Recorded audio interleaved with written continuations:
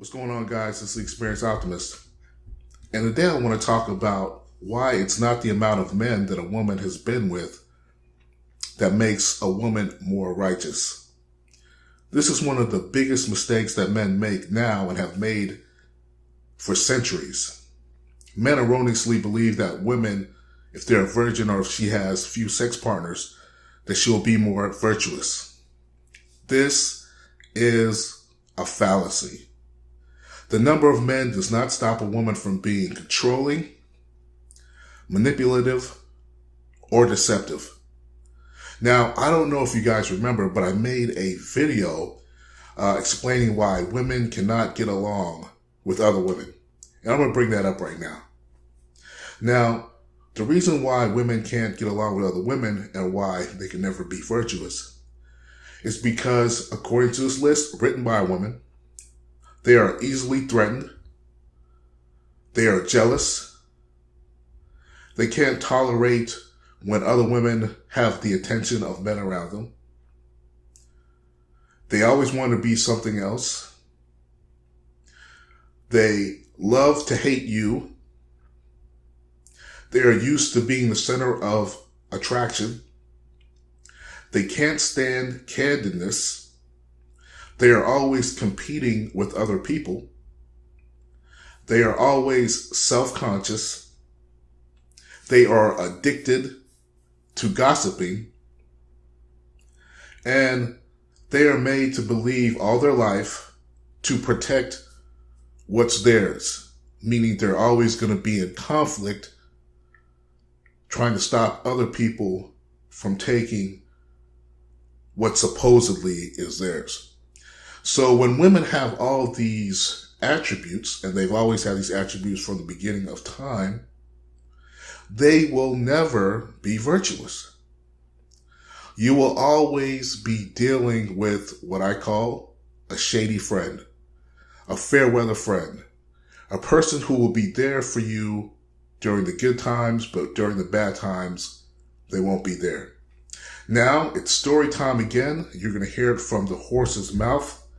I have an article here that's going to describe exactly what I'm talking about.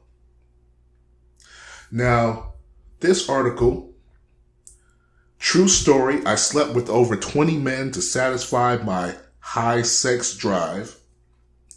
The author, Lily Tan, I think she may be Asian, or maybe she was married to an Asian guy, who knows. It says sex addict Lily Tan resorts to extramarital affairs to satisfy her, get this, insatiable urges. Now, it starts out, it says, looking at me, you would know that I was a sexual deviant. On the surface, I'm a loving wife and a good mom to my children. Now remember, guys, women can always put on a good facade. But my exterior hides a very dark and horrible secret. I am addicted to sex, and I have affairs just to satisfy my uncontrollable sexual urges. Now, I've said this before. The woman you're with, girlfriend or wife, has either cheated on you, will cheat on you, or would cheat on you if she had the opportunity. I believe this goes for all women. Now, get this. Before I discovered my sexual compulsion, sex was not something I enjoyed. I lost my virginity to my husband Peter on our wedding night. It was such an awkward and unpleasant experience, and I remember there being a lot of fumbling and pain. From then on, I looked at sex with Peter as just another marital duty, like doing the laundry or preparing dinner. It wasn't important that my husband and I certainly never discussed our sex life. In fact, we could talk about everything but sex. I had read about orgasms, but I had never experienced one. I figured the female orgasm was just a myth. So I didn't take it seriously, and I never asked myself or my husband why I never had one. My husband is a good man and provider, and that's the reason why she's with him. Her husband's a good man and he's a good provider. So basically she's using the guy. And that was enough for me. I never questioned his ability to satisfy me in the bedroom. All this changed when I turned 30. I'd been a stay-at-home mom for years, and my life, to put it simply, was boring and uneventful. Now, we all know what happens when a woman becomes bored. My husband worked all the time, even on weekends, so we hardly saw each other.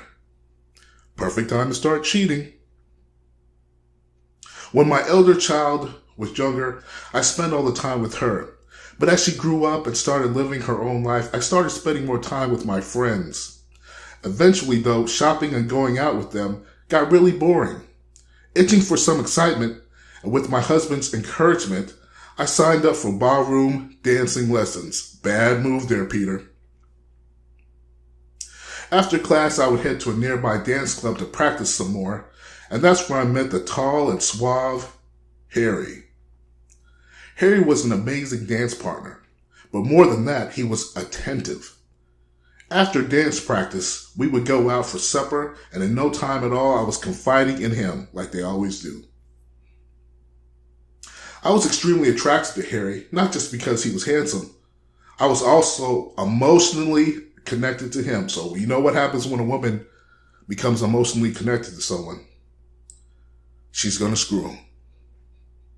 One night, Harry and I went for drinks. We flirted, one thing led to another, and we ended up having sex. What did I say? That night, I also had my first orgasm. A side of me had been unleashed. After 10 years of nondescript lovemaking, I finally felt sexually alive. After that night with Harry, I yearned for more. I tried to find sexual fulfillment with my husband without success. Partly, I was to blame, of course she was, because I didn't know how to communicate, right? Women always talk about communication, but they never know how to communicate when the time's right. I didn't know how to communicate my sexual frustrations to him. We had fallen into a pattern, so it felt unnatural to try something new or different in bed.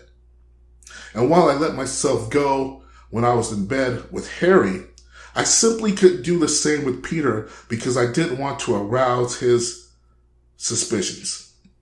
So as we see here, she is the problem with the sex that they're having.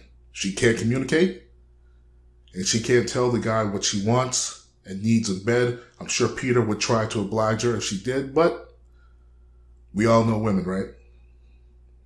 Harry and I started sneaking out often to have sex. He was very sexually experienced and knew how to make me orgasm over and over again. I wanted sex all the time, but Harry wasn't able to meet me enough to satisfy my urges. Jesus Christ. Here we go. My next sex partner, Lionel, was an old friend. All right. Excuse me. Sorry, guys.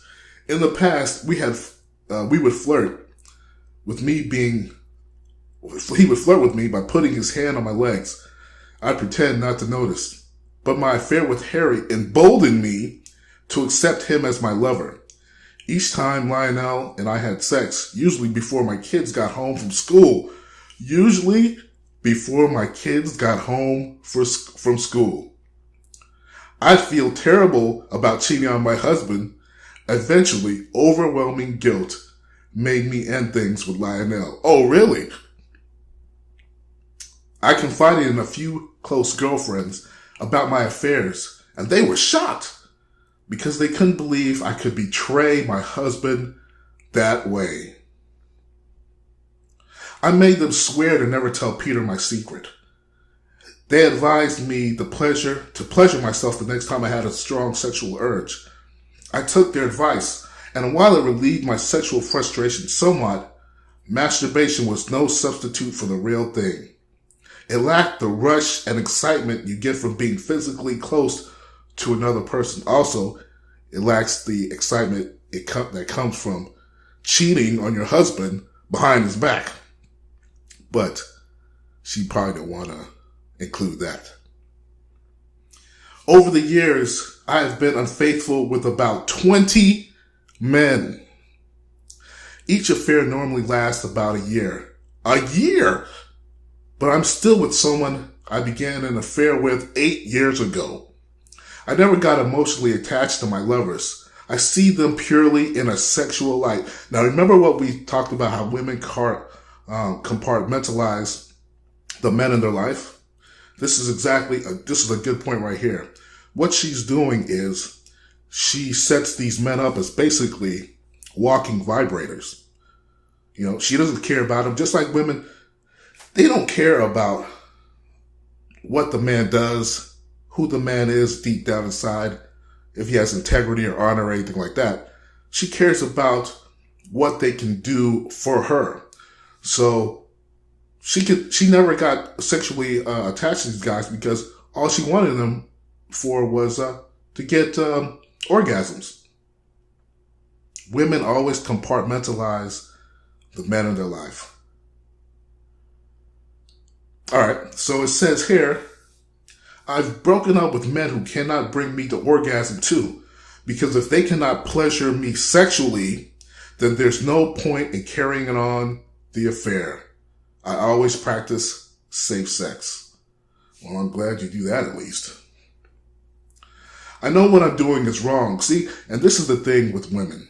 They will always say this. They'll say, I know what I'm doing is wrong, but they'll continue doing the same adverse behavior. You know why? Because they never care about how their actions affect other people. I know what I'm doing is wrong and I feel guilty every time I'm with another man. No, they don't. But I tell myself that it's just sex, nothing more. They can always rationalize away any guilt. I would feel much worse if I fell in love with one of these men, because that would be betraying my husband. Oh, I'm afraid he'll find out about my infidelities one day. I feel terrible that I am incapable of enjoying sex with him, but I really don't know how to bring it up to him. He's a wonderful man, and I don't want to hurt his feelings by making him think he's not doing something right in bed. I'm not even sure why I cannot have pleasurable sex with my husband. Maybe I just have trouble communicating my sexual desires to him. I want sex all the time, and I must have it daily, or I'll feel something is missing. It's literally taken over my life. I'm always thinking about my next orgasm. In my 30s, I used to think that my high sex drive was hormonal. But now in my 40s, I still feel very, very oversexed.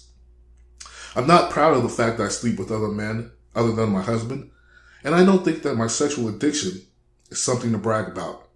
On the contrary, I'm wrecked with guilt when a sexual urge hits me, because it means having to look for fulfillment outside my marriage. I often cry because no one really understands what I'm going through. And this is another thing that women do. Women will cry their eyes out.